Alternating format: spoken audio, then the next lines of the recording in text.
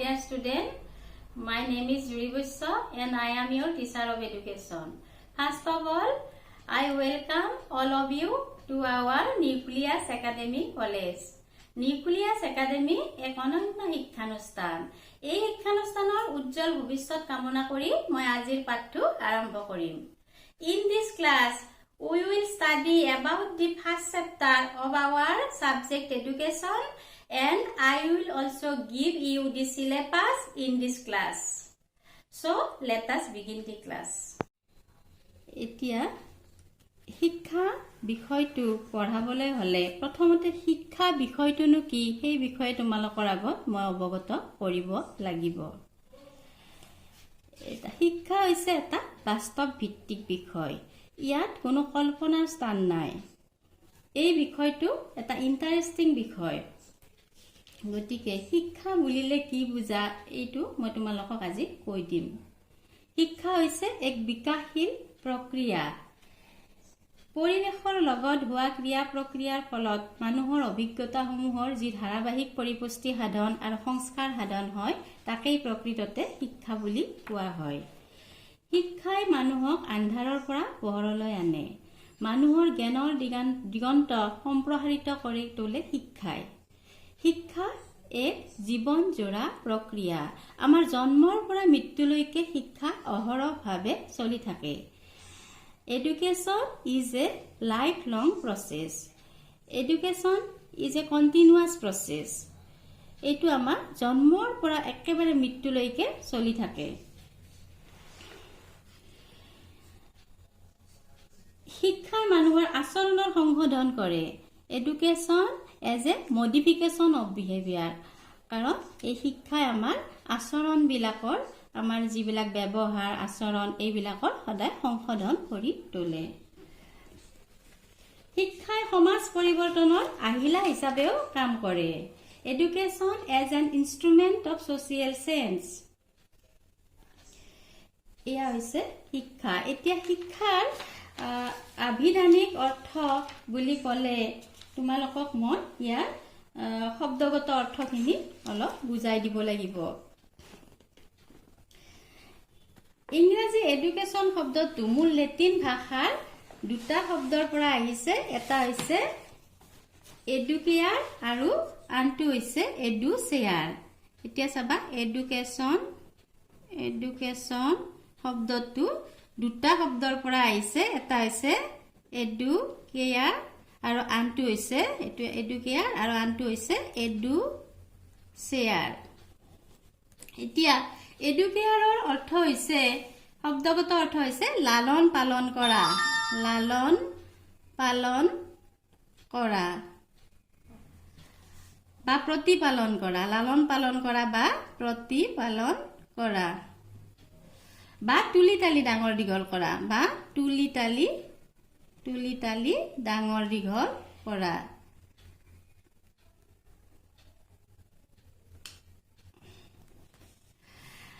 আন এটা লেটিন ভাষাৰ এই আনটো শব্দ যে এডুচেয়াৰ, এই এডুচেয়াৰৰ অৰ্থ হৈছে নেতৃত্ব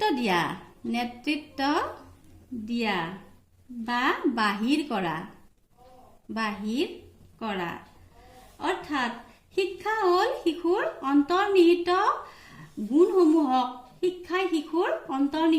গুণসমূহক পোহৰলৈ আনি তাৰ বিকাশ কৰে। তাৰোপৰি শিক্ষা শব্দটো ই আৰু শিক্ষা শব্দটো আকৌ ই আৰু দুকো শব্দৰ পৰাও উৎপত্তি হোৱা বুলি আন এডল শিক্ষাবিদে ক'ব খোজে। ইৰ অৰ্থ হৈছে জোৰ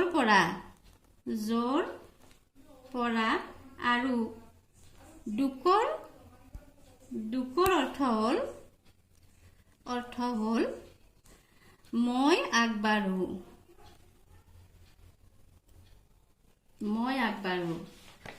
এটা শব্দ পোৱা যায়। ইয়াৰ অৰ্থ হ'ল শিক্ষাদান কাৰ্য এক্ট অফ টিচিং। অৰ্থাৎ শিক্ষা হ'ল বাহ্যিক শক্তিৰ দ্বাৰা পৰিচালিত কৰা এবিধ প্ৰক্ৰিয়া। এতিয়া শিক্ষাৰ অৰ্থ ব্যাখ্যা কৰাটো ইমান সহজ কথা নহয়। শিক্ষা মানুহৰ জীৱন দৰ্শনৰ লগত ওতঃপ্ৰোতভাৱে জড়িত। পুৰণি ভাৰতবৰ্ষত যেতিয়া বৈদিক শিক্ষাৰ ব্যৱস্থা প্ৰচলন আছিল তেতিয়া শিক্ষাৰ অৰ্থ আছিল মানুহৰ 6 ৰিপু যেনে কাম, ক্ৰোধ, লোভ, মোহ, মদ, মাৎসৰ্যক দমন কৰি নিজ আত্মাক চিনি পোৱাত সহায় কৰা। এতিয়া বিভিন্নজন দাৰ্শনিকে ইয়াৰ আগতে তোমালোকক আৰু এটা কথা মই কওঁ যে এডুকেশ্যনৰ তোমালোকে কিতাপ মানে এতিয়া বৰ্তমান কাউন্সিলৰ যিখন কিতাপ শিক্ষা উচ্চতৰ মাধ্যমিক প্ৰথম বৰ্ষৰ কাৰণে যিখন কিতাপ সেই কিতাপখনে তোমালোকে কিনিবা আৰু পিছত লাগিলে মই কম। এতিয়া সিলেবাসখন কি লাগিব সেইখিনি মই অলপমান কৈ দিছো আৰু পিছত তোমালোকক হোৱাটছআপত মই দি দিম। সিলেবাসখনত আমাৰ থাকিব 7টা ইউনিট 7টা চেপ্টাৰ থাকিব। তাৰ চেপ্টাৰটো হৈছে concept and AIIMS of education, শিক্ষাৰ ধাৰণা আৰু লক্ষ্য। এইটো চেপ্টাৰত থাকিব 15 নম্বৰ। 2 নম্বৰ চেপ্টাৰটো হৈছে ষ্টেজেছ অফ হিউমেন ডেভেলপমেণ্ট, মানুহৰ বিকাশৰ স্তৰ। এইটো থাকিব 10 নম্বৰ। 3 নম্বৰ চেপ্টাৰটো হৈছে স্কুল এণ্ড ইটছ অৰ্গেনাইজেশ্যন, বিদ্যালয় আৰু ইয়াৰ সংগঠন। এইটো চেপ্টাৰত থাকিব 20 নম্বৰ। 4 নম্বৰ চেপ্টাৰটোত 2টা শাখা আছে, এটা হৈছে সাইকোলজি এণ্ড এডুকেশ্যন, মনোবিজ্ঞান আৰু শিক্ষা, আৰু 2 নম্বৰ শাখাটো হৈছে educational psychology and its significance, শিক্ষা মনোবিজ্ঞান আৰু ইয়াৰ অধ্যয়নৰ গুৰুত্ব। এইটোত থাকিব 10 নম্বৰ। 5 নম্বৰ চেপ্টাৰটো হৈছে physical basic of mental life, মানুহৰ জীৱনৰ শাৰীৰিক ভিত্তি। এইটোতো 10 নম্বৰ। 6 নম্বৰ চেপ্টাৰটো হৈছে bases and direction of human behaviour, মানৱ আচৰণৰ ভিত্তিসমূহ আৰু দিগদৰ্শন। এইটো চেপ্টাৰতো 10 নম্বৰে থাকিব। তাৰপিছত লাষ্ট চেপ্টাৰটো হৈছে primary education in India and Assam, Bharatvarsha আৰু অসমত প্ৰাথমিক শিক্ষা। এইটোতো থাকিব 25 নম্বৰ। মুঠতে 100 মাৰ্কৰ পেপাৰ থাকিব। এতিয়া আমি আলোচনা কৰিম ডেফিনেশ্যন অফ এডুকেশ্যন, মানে শিক্ষাৰ সংজ্ঞা। বিভিন্নজন দাৰ্শনিক আৰু শিক্ষাবিদে শিক্ষাৰ বিভিন্ন ধৰণৰ সংজ্ঞা দাঙি ধৰিছে। তাৰ ভিতৰত কেইটামান তোমালোকৰ লগত মই আলোচনা কৰিম। এইকেইটা হৈছে according to Aristotle, education is the creation of a sound mind in a sound body. এৰিষ্টটেলৰ মতে সুস্থ দেহত সুস্থ মনৰ সৃষ্টি কৰাটোৱেই শিক্ষা। এইটো স্বাভাৱিকতে সঁচা কথা, কাৰণ তোমালোকে ধৰি লোৱা আমাৰ কাৰোবাৰ বেমাৰ হৈছে, তোমালোকৰ কাৰোবাৰ যদি বেমাৰ হয় তেতিয়া তোমালোকক যদি পঢ়া শুনাৰ কথা কওঁ বা খেলা ধূলাৰ কথা কওঁ তোমালোকে পাৰিবা জানো? কেতিয়াও নোৱাৰা, কাৰণ তোমালোকৰ প্ৰথমতে শৰীৰটো সুস্থ হৈ থাকিব লাগিব, তেতিয়াহে তোমালোকে অন্য দিশত মনোযোগ দিব পাৰিবা। ঠিক তেনেদৰে আকৌ জন ডিউৱে কৈছে according to John Dewey education is a process involving reconstruction and reorganisation of experience. তেওঁৰ মতে অভিজ্ঞতাৰ পুনৰ্গঠন আৰু পুনৰ সংগঠনে শিক্ষা। তাৰপিছত প্লেটোৱে কৈছে according to Plato education is the capacity of feel pleasure and pain at the right moment. প্লেটোৰ মতে উপযুক্ত সময়ত সুখ আৰু দুখ অনুভৱ কৰিব পৰা ক্ষমতাই হৈছে শিক্ষা। তাৰপিছত আকৌ আমাৰ মহামানৱ মহাত্মা গান্ধীয়ে কৈছিল যে একৰ্ডিং টু MK গান্ধী, মানে Mohandas Karamchand Gandhi, by education I mean an all round drawing out of the best in the child and man body mind and spirit.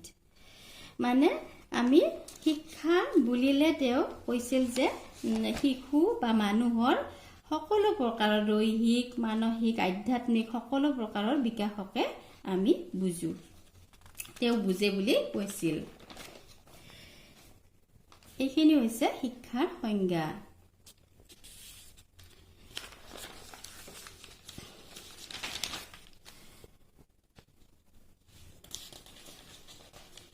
আমাৰ next topic narrow and weeder meaning of education, শিক্ষাৰ সংকীৰ্ণ আৰু ব্যাপক অৰ্থ। In the narrow sense, education is a planned and organized process. It is believed that education of the child starts as soon as he enters the school. Here, teacher makes deliberate efforts to inculcate certain values, habits or attitudes in children. Proper curriculum, discipline and method of teaching are followed in the school. Education received by children are measured in terms of marks or grades in examination.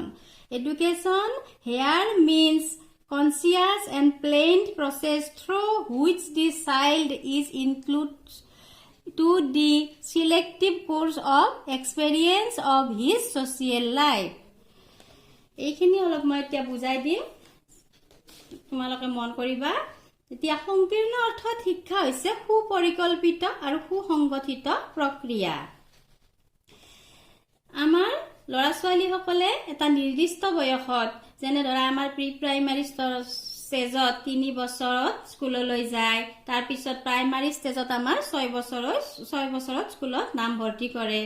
তাৰপিছত শিক্ষকসকলে বিদ্যালয়ত শিশুসকলক সুশিক্ষাৰে সু অভ্যাস গঠন কৰি তোলে আৰু সুশিক্ষাৰে শিক্ষিত কৰে।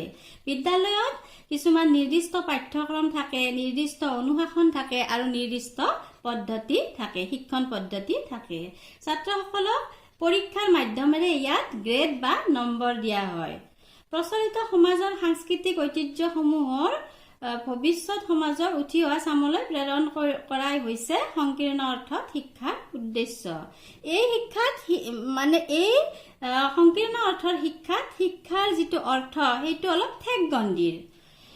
শিক্ষাই ইয়াত কেৱল বিভিন্ন ধৰণৰ বিষয়ৰ জ্ঞানৰ ওপৰতহে গুৰুত্ব আৰোপ কৰাটো বুজোৱা হৈছে।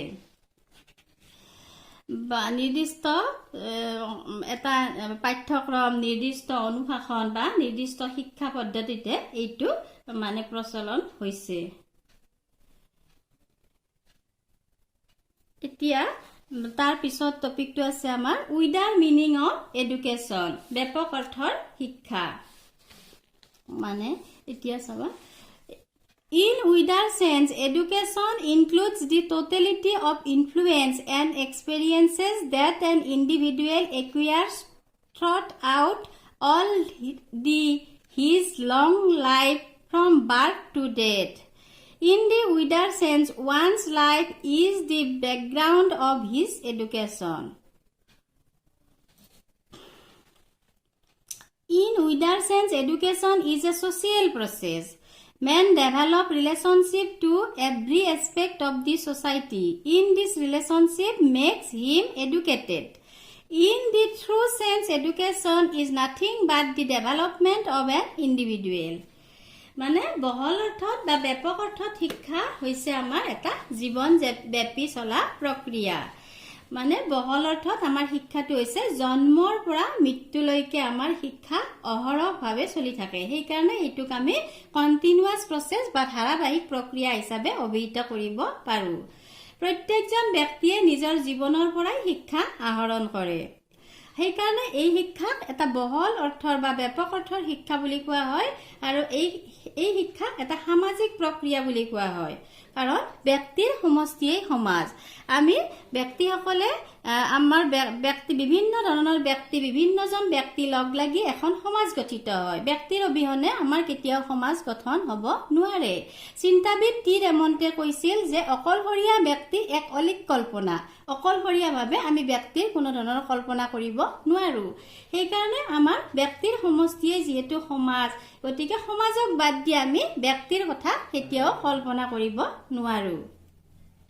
সেয়েহে সকলো ধৰণৰ অনুষ্ঠানৰ লগত মানুহ জড়িত হৈ থাকে আৰু সেয়েহে সমাজৰ লগত থকা ওতঃপ্ৰোত সম্বন্ধই এজন ব্যক্তিক শিক্ষিত কৰি বা পুংখানুপুংখভাৱে তেওঁক পৰিপুষ্ট কৰি তোলে।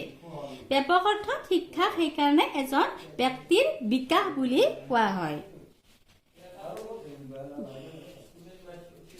নেক্সট টপিক বুজি পাইছানে তোমালোকে? যদি কিবা খোকোজা থাকে তোমালোকে মোক জনাই দিব পাৰিবা। দ্বিতীয় তাৰ পিছৰ টপিকটো হৈছে bipolar process and education as bipolar process and tripolar process. শিক্ষা দ্বিপক্ষীয় প্ৰক্ৰিয়া আৰু ত্ৰিপক্ষীয় প্ৰক্ৰিয়া। এতিয়া দ্বিপক্ষীয় এইটো অকণমান বুজাই দিছো, মাতিছো।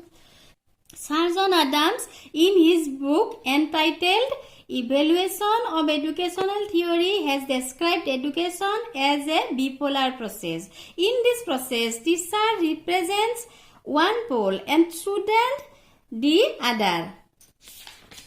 Teacher's personality influences over students' personality to modify and develop. The teacher is mainly concerned with giving knowledge and information to his students. Without teachers' initiative, whole education process will be aimless. On the other hand, without student, the teacher's duty will be meaningless. In the Upanishad, it is said, in the bipolar process, knowledge emanating from the teacher to the pupil connect the two and the instrument is the mutual discussion. Thus, in this process of education, interaction takes place between the teacher and the taught. এতিয়া দ্বিপক্ষীয় প্ৰক্ৰিয়া বুলিলে আমি কি বুজো? Sir John Adams নামৰ এগৰাকী শিক্ষাবিদে তেখেতৰ ইভেলুৱেশ্যন অৱ এডুকেশ্যনেল থিয়ৰী নামৰ পুথিখনত শিক্ষাক এক দ্বিপক্ষীয় প্ৰক্ৰিয়া বা দ্বিকেন্দ্ৰিক প্ৰক্ৰিয়া বুলি অভিহিত কৰিছে। ইয়াত শিক্ষক আৰু শিক্ষাৰ্থীক দুটা পক্ষ হিচাপে চিহ্নিত কৰা হৈছে।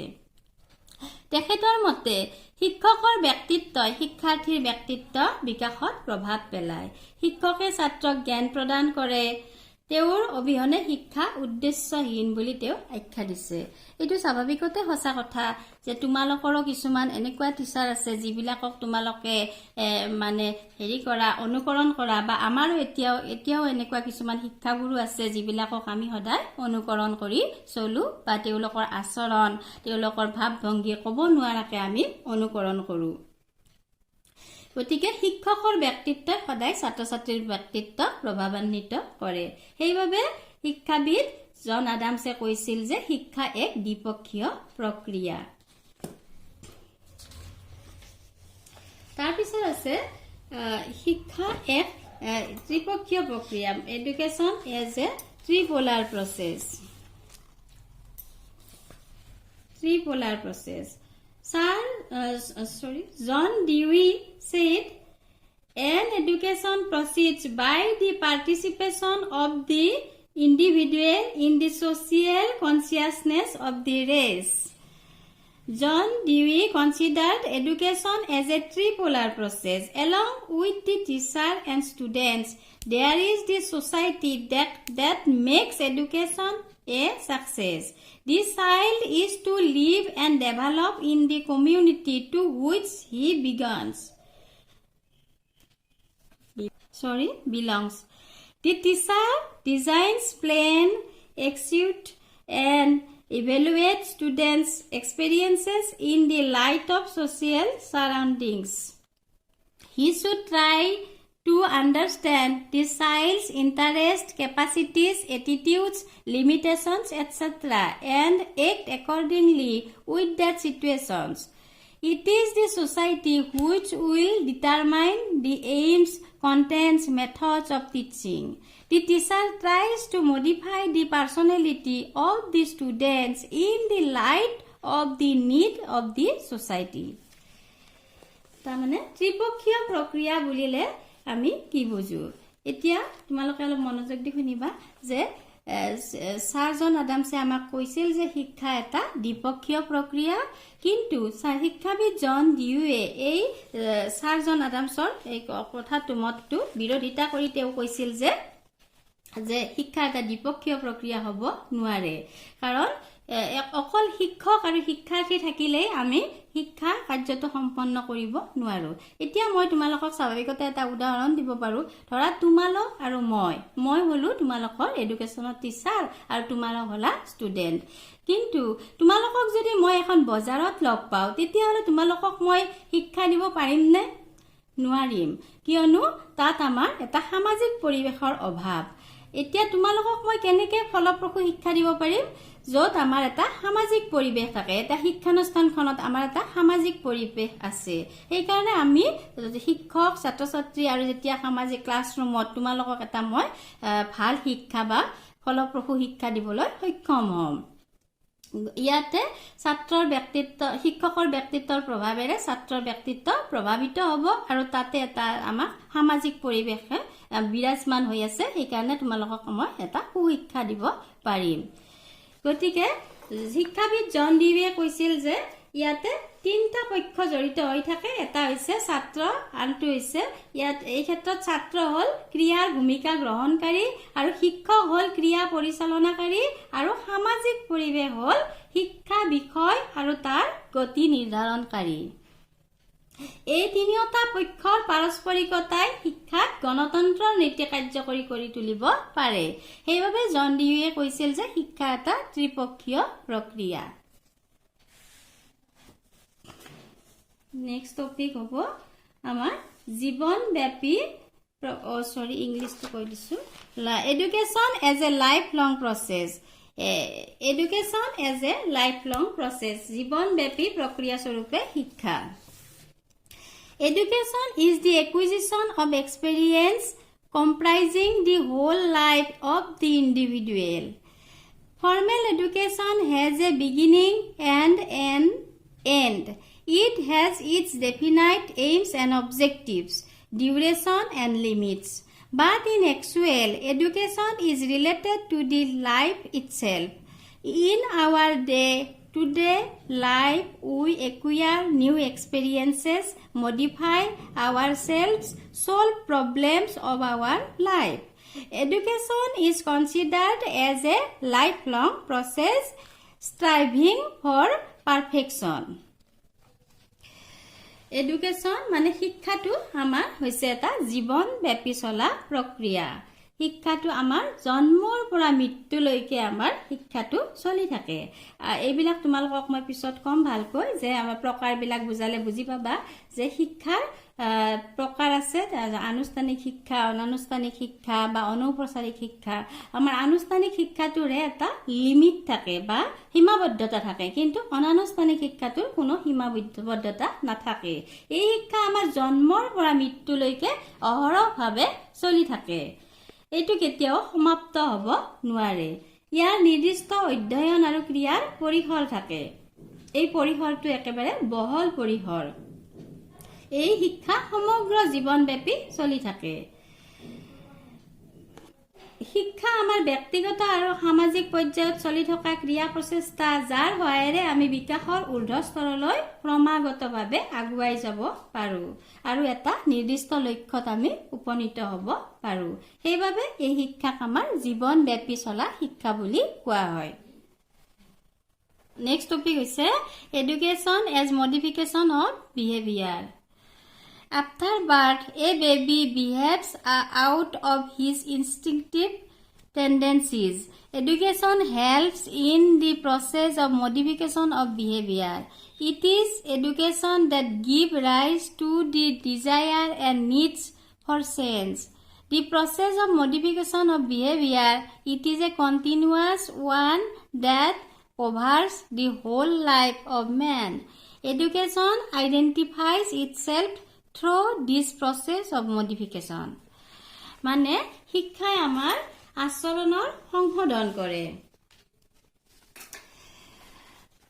শিক্ষাক মনোবিজ্ঞানৰ দৃষ্টিকোণৰ পৰা মানুহৰ আচৰণৰ এক সংশোধন কৰা বা সংস্কাৰ সাধন কৰা ব্যৱস্থা হিচাপেও জনা যায় এজন লোকে জন্মৰ পিছত তেওঁলোকৰ সহজাত জৈৱিক প্ৰৱণতা আদিৰ যোগেদি মৌলিক প্ৰতিক্ৰিয়া আৰু আচৰণ প্ৰদৰ্শন কৰে এই আচৰণসমূহ কিছুমানৰ হয়তো ভাল হয় আৰু কিছুমানৰ হয়তো ৰুঢ় হয় বা পশুতুল্য হয় এইবিলাক হৈছে আমাৰ একটা প্ৰবৃত্তি কিছুমান মানুহৰ ব্যৱহাৰবিলাক অলপ খিংখিঙীয়া আৰু কিছুমান মানুহ মৰমিয়াল হয় আনক এট্ৰাকচন কৰিব পৰা হয় আনক আকৰ্ষিত কৰিব পৰা হয় এই যে আমাৰ আচৰণসমূহ ৰুঢ় বা অলপ খিংখিঙীয়া আচৰণ এইবিলাক আচৰণসমূহ আমি আমাৰ শিক্ষাৰ জৰিয়তে সংশোধন কৰিব পাৰো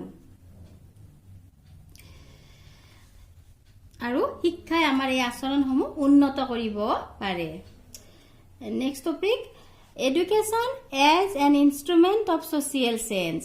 Society changes constantly. Education helps to bring such constant changes. It helps these children to know the concept of right and wrong, what should be done and what not. All customs, faiths and beliefs can be modified through it and bring about progressive changes in them.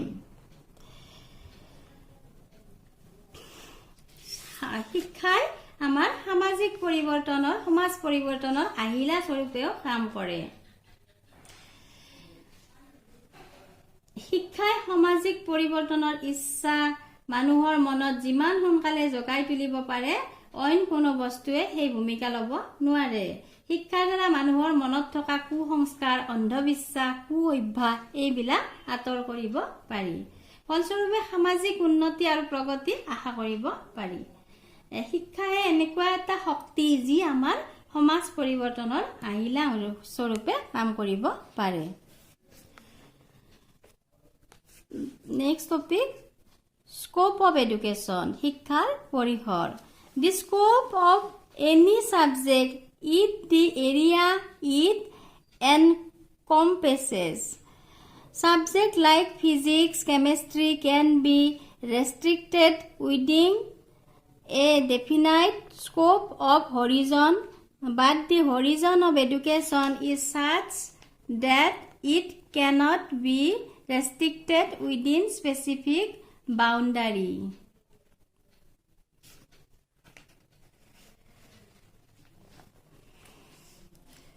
Education means all-round development of an individual. It covers all the aspects of human development like physical, mental, moral, spiritual, social, etc. It is the development of man as a whole. In real sense, education is life which includes manners, values, morals, texts, skills, and attitudes, etc. It is a lifelong process. Education begins at the birth and continues throughout our life. It is the complete development of a man's personality. Besides, social customs, conditions, languages, and beliefs are also included in the scope of education. শিক্ষাৰ পৰিসৰত আমাৰ শিক্ষাৰ কি অন্তৰ্ভুক্ত কৰা আছে এইখিনি তোমালোকক মই অলপ বুজাই দিম। শিক্ষাৰ পৰিসৰত সাধাৰণতে আমাৰ বিভিন্ন ধৰণৰ বিষয় অন্তৰ্ভুক্ত হৈ আছে, যেনে পদাৰ্থ বিজ্ঞান আছে, ৰসায়ন বিজ্ঞান আছে, তাৰ পিছত জীৱবিদ্যা আছে, লজিক এণ্ড ফিলচফি তৰ্কশাস্ত্ৰ আছে, ৰাজনীতি বিজ্ঞান আছে, অৰ্থনীতি বা ইকনমিক্স আছে, পৰিসংখ্যা বিজ্ঞান আছে, মনোবিজ্ঞান আছে। বিভিন্ন ধৰণৰ বিষয়ৰ শিক্ষা বিষয়ৰ লগত সম্পৰ্ক আছে। শিক্ষাই ব্যক্তিৰ সামূহিক বিকাশ যেনে শাৰীৰিক, মানসিক, নৈতিক, আধ্যাত্মিক এই সকলো সামাজিক সকলো প্ৰকাৰৰ বিকাশকে সূচায়। এটা শিশুৰ জন্মৰ মুহূৰ্তৰ পৰাই শিক্ষাৰ আৰম্ভণি হয় আৰু মৃত্যুলৈকে এইটো চলি থাকে। গতিকে শিক্ষা আমাৰ গোটেই জীৱনটোতে আমি শিক্ষা আহৰণ কৰিব পাৰোঁ। সময়ৰ লগে লগে শিক্ষাৰ পৰিসৰৰ বিস্তৃতিও বাঢ়ি আহিছে। সেয়ে সকলো দিশৰ পৰা বিশ্লেষণাত্মকভাৱে আমি শিক্ষা অধ্যয়ন কৰিব পাৰোঁ। তাৰপিছত নেক্সট টপিক হৈছে kind of education.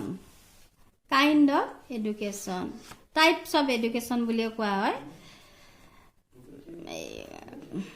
There are 3 types of education, that's formal education, informal education, and non-formal education.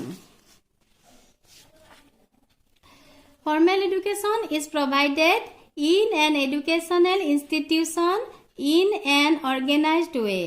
This education is consciously planned with a particular end in view. There is fixed courses of study, fixed timetable, and the period of courses. Qualified teachers are appointed in teach children. In every step of this education, formal rules, methods, and disciplines are maintained. Students' evaluation are done on the basis of examination.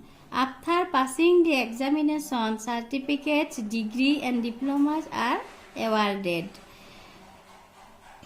Master degree, bachelor degree, higher secondary, higher primary, lower primary, pre-primary, formal education, etc.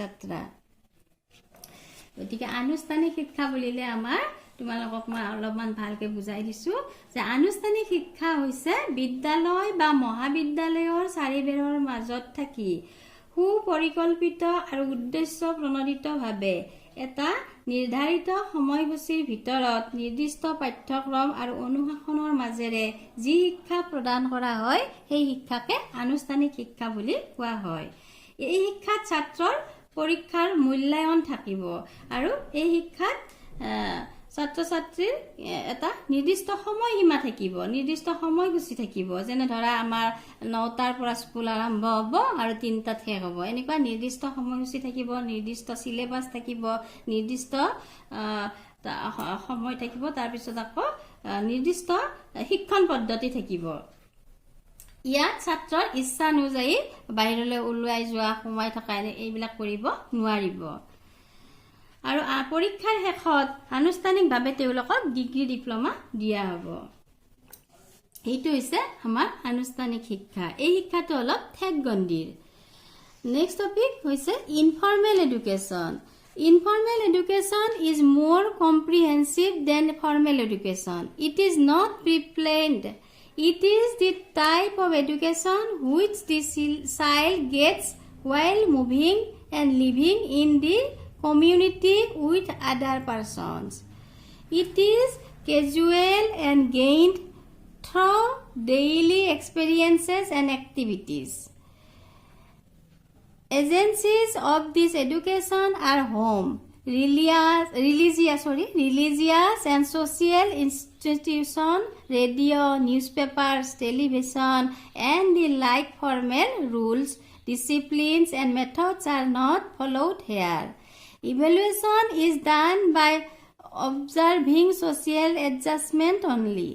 No degree, diploma, or certificate is awarded at the end of such education. It starts at the very birth of a child and continues till death. অনানুষ্ঠানিক শিক্ষা বা informal এডুকেশ্যনটো মই অকণমান তোমালোকক বুজাই দিছোঁ। অনানুষ্ঠানিক শিক্ষা আনুষ্ঠানিক শিক্ষাতকৈ অলপ বেলেগ ধৰণৰ। এই শিক্ষা পূৰ্ব পৰিকল্পিত নহয়। ইয়াত বিদ্যালয়, মহাবিদ্যালয়, শিক্ষানুষ্ঠানৰ বাহিৰেও অন্যান্য কিছুমান অনুষ্ঠানতো এই শিক্ষা পৰোক্ষভাৱে দিয়া হয়। আনুষ্ঠানিক শিক্ষাত শিক্ষক আৰু শিক্ষাৰ্থীৰ পৰোক্ষভাৱে যোগাযোগ থাকে। পৰোক্ষ যেনে ধৰা ছাত্ৰ ছাত্ৰীসকল সন্মুখত থাকিব আৰু শিক্ষক ছাত্ৰ ছাত্ৰীসকল থাকিব, শিক্ষকো থাকিব, এনেকুৱাকৈ আমি পৰোক্ষভাৱে আনুষ্ঠানিক শিক্ষাটো দিয়া হয়। কিন্তু অনানুষ্ঠানিক শিক্ষাটো একেবাৰে প্ৰত্যক্ষ পৰোক্ষভাৱে দিয়া হৈছিল। ইনফৰ্মেল এডুকেশ্যন বা অনানুষ্ঠানিক শিক্ষা হৈছে আনুষ্ঠানিক শিক্ষাতকৈ অলপ বেলেগ ধৰণৰ শিক্ষা। এই শিক্ষাৰ পৰিসৰটো অলপ ব্যাপক। গতিকে এই শিক্ষা পূৰ্ব পৰিকল্পিত নহয়। ইয়াত বিদ্যালয়, মহাবিদ্যালয়ৰ উপৰিও কিছুমান অন্যান্য অনুষ্ঠানতো এই শিক্ষা দিব পাৰি। ইয়াত আনুষ্ঠানিক শিক্ষাত ছাত্ৰ ছাত্ৰীসকলক শিক্ষকৰ প্ৰত্যক্ষ যোগাযোগ হয়, কিন্তু অনানুষ্ঠানিক শিক্ষাত ছাত্ৰ ছাত্ৰীসকলৰ লগত শিক্ষকৰ কেতিয়াবা প্ৰত্যক্ষ যোগাযোগ নহবও পাৰে। এই শিক্ষাত শিক্ষাৰ্থীৰ ওপৰত কোনো ধৰণৰ ধৰা বন্ধা নিয়ম নাথাকে। যেনে ধৰা তোমালোকে কম্পিউটাৰ শিকিলা বা টাইপ শিকিলা বা কিবা বেলেগ কাটিং বা এনেকুৱা কিছুমান কোৰ্চ শিকিলা, তেতিয়া তোমালোকৰ নিজৰ ইচ্ছামতে টাইম টেবুলটো তোমালোকে নিজে নিৰ্ধাৰণ কৰিব পাৰিবা বা মানে নিজৰ ইচ্ছামতে তোমালোকে ল'ব পাৰিবা। এইটো অনানুষ্ঠানিক শিক্ষা হয়। ইয়াত কোনো ধৰণৰ প্ৰশিক্ষণপ্ৰাপ্ত শিক্ষকক নিযুক্তি দিয়া নহয়।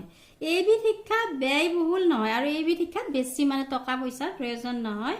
সেইবাবে সকলো শ্ৰেণীৰ আৰু সকলো বয়সৰ লোকে ইয়াত এইটো শিক্ষা ল'ব পাৰে।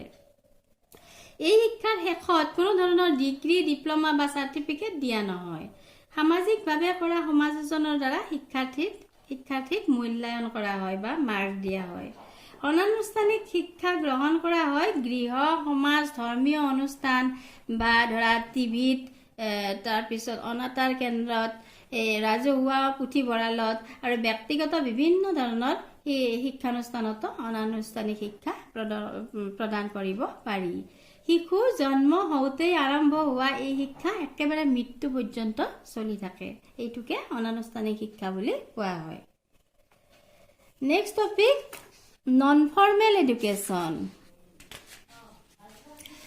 non-formal education has developed as a result of inadequacy of our present system of formal education. The concept of non-formal education was developed by the International Commission in its report entitled Learning to Be. The Commission suggests that all alternative arrangements should be made for those who cannot attend formal education. It is felt that in spirit of the vast financial resources being spent on education, majority of people do not get the desired education.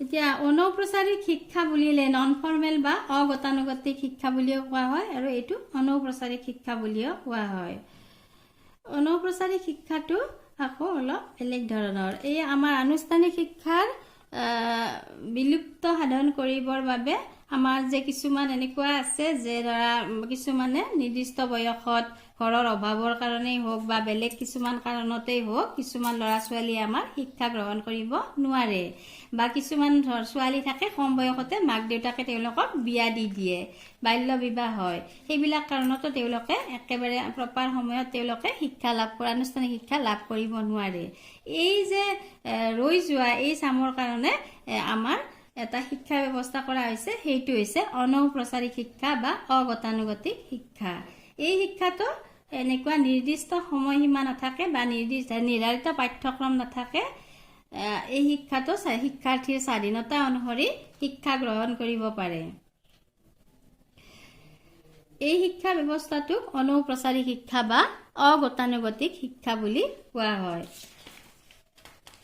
এতিয়া আনুষ্ঠানিক শিক্ষা আৰু অনানুষ্ঠানিক শিক্ষাৰ পাৰ্থক্য তোমালোকক মই কৈ দিছো চাবা আনুষ্ঠানিক শিক্ষা আৰু অনানুষ্ঠানিক শিক্ষা দুয়োটা পৃথক পৃথক আনুষ্ঠানিক শিক্ষা পূৰ্ব নিৰ্ধাৰিত আনহাতে অনানুষ্ঠানিক শিক্ষা হৈছে স্বতঃস্ফূৰ্ত তাৰমানে নিজৰ ইচ্ছা মতে গ্ৰহণ কৰিব পাৰি তাৰপিছত 2 নম্বৰ আনুষ্ঠানিক শিক্ষা নিৰ্ধাৰিত সময়সীমা থাকে আনহাতে অনানুষ্ঠানিক শিক্ষাত সময়সীমাৰ প্ৰয়োজন নাথাকে 3 নম্বৰ আনুষ্ঠানিক শিক্ষা শিক্ষানুষ্ঠানৰ ভিতৰত বা বিদ্যালয়ৰ চাৰিবেৰৰ মাজত আবদ্ধ আনহাতে অনানুষ্ঠানিক শিক্ষা বিদ্যালয়ৰ চাৰিবেৰৰ মাজত আবদ্ধ নহবও পাৰে 4 নম্বৰ হৈছে আনুষ্ঠানিক শিক্ষাটো যথেষ্ট খৰচী বা ব্যয়বহুল কিন্তু অনানুষ্ঠানিক শিক্ষাটো ব্যয়বহুল নহয় তাৰপিছত 5 নম্বৰ আনুষ্ঠানিক শিক্ষাত নিৰ্ধাৰিত পাঠ্যক্ৰম থাকে কিন্তু অনানুষ্ঠানিক শিক্ষাত নিৰ্ধাৰিত পাঠ্যক্ৰম নাথাকে 6 নম্বৰ ইয়াত আনুষ্ঠানিক শিক্ষাত আৰম্ভণি আৰু শেষ থাকে যেনে ধৰা আমাৰ প্ৰি প্ৰাইমাৰীৰ পৰা একেবাৰে মাষ্টাৰ ডিগ্ৰী যদি আমি জেনেৰেল মানে শিক্ষাটো লওঁ তেতিয়াহ'লে একেবাৰে এটা বিষয়ত মেজৰ লৈ আমি একেবাৰে মাষ্টাৰ ডিগ্ৰী পঢ়িলোঁ এনেকুৱা বা বিভিন্ন বেলেগ বিষয় ল'লেও এটা নিৰ্দিষ্ট সীমা থাকে কিন্তু অনানুষ্ঠানিক শিক্ষাত আমাৰ আৰম্ভণি আৰু শেষ বুলি কোনো কথা নাই 7 নম্বৰ আনুষ্ঠানিক শিক্ষাত নিৰ্ধাৰিত কিছুমান নিয়ম থাকে ধৰাবন্ধা কিছুমান নিয়ম থাকে কিন্তু অনানুষ্ঠানিক শিক্ষাত ধৰাবন্ধা নিয়ম নাথাকে 8 নম্বৰ আনুষ্ঠানিক শিক্ষাত আমাৰ শিক্ষা শেষ হোৱাৰ পিছত ডিগ্ৰী ডিপ্ল'মা আৰু চাৰ্টিফিকেট প্ৰদান কৰা হয় কিন্তু অনানুষ্ঠানিক শিক্ষাত ডিগ্ৰী ডিপ্ল'মা আৰু চাৰ্টিফিকেট প্ৰদান কৰা নহয় এইখিনিয়ে আনুষ্ঠানিক আৰু অনানুষ্ঠানিক শিক্ষাৰ পাৰ্থক্য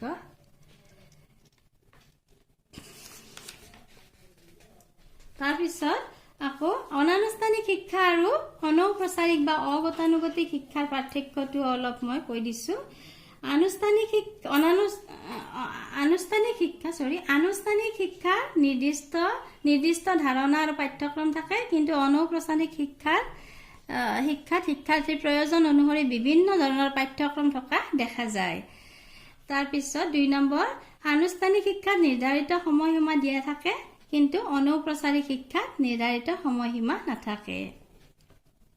3 নম্বৰ, বিদ্যালয়, মহাবিদ্যালয়, বিশ্ববিদ্যালয় আৰু অন্যান্য শিক্ষানুষ্ঠানৰ দ্বাৰা এই শিক্ষা প্ৰদান কৰা হয়, কিন্তু অনৌপচাৰিক শিক্ষাটো মুক্ত বিশ্ববিদ্যালয়, যোগাযোগ পাঠ্যক্ৰম, অংশকালীন শিক্ষা ব্যৱস্থা আদিৰ দ্বাৰা শিক্ষা প্ৰদান কৰা হয়। 4 নম্বৰ, শিক্ষকে শিক্ষাৰ্থীক শিক্ষা প্ৰদান কৰে। ইয়াতে আনুষ্ঠানিক শিক্ষাত শিক্ষকে প্ৰত্যক্ষভাৱে শিক্ষাৰ্থীক শিক্ষা প্ৰদান কৰে, কিন্তু অনৌপচাৰিক বা অগতানুগতিক শিক্ষাত আত্মশিক্ষাৰ নীতিটোৰ ওপৰত বেছি গুৰুত্ব দিয়া হয়।